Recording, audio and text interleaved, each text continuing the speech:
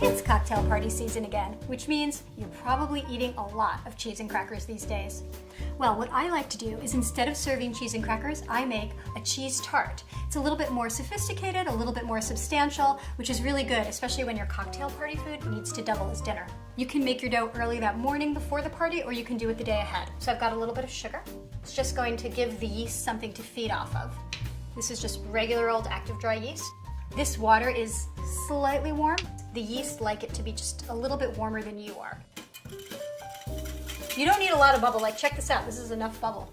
I'm using a mix of flours. This is all-purpose flour, and the all-purpose makes it light. The cornmeal just makes it a little bit sweet and also adds a tiny crunch, which is nice. And the whole wheat flour adds nuttiness. And then I'm gonna add my liquid. And I'm gonna add some olive oil. Yes, you could do this in a mixer, but then you'll just lose the pleasure of being able to smush dough in your hands, and it's really nice. You can make this exact recipe just using a regular short crust pie dough. This one gives it a lot more texture, it's chewy, it's more like a pizza dough. So I think it makes it a little bit more substantial for absorbing all of those cocktails. The kneading time varies a lot, depends on how strong you are and what kind of flour you're using. But what you're looking for is the dough should get nice and smooth, and it should be elastic. Oh yeah, this is good. While my dough is rising, I'm gonna make the topping.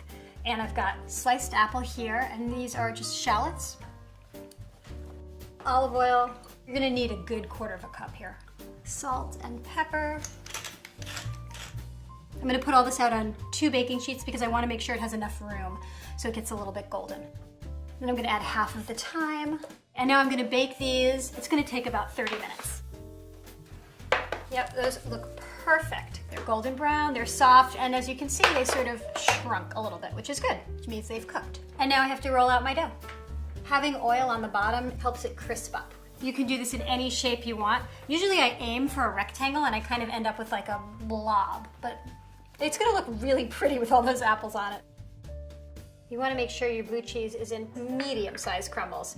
If you do it too small, then it's just like blue cheese dust. And then just a little olive oil. This time I'm using the coarse sea salt right on top. And this will bake really quickly, 15 to 20 minutes, because I'm gonna do it at high heat so it gets crunchy. And it's cocktail time. If you wanna be really precise, you could use a ruler. Some people I know use rulers to do like these perfect little pieces. I will not be doing that. It's a perfect start to the holiday season, and a lot better than cheese and crackers. Cheers, happy holidays.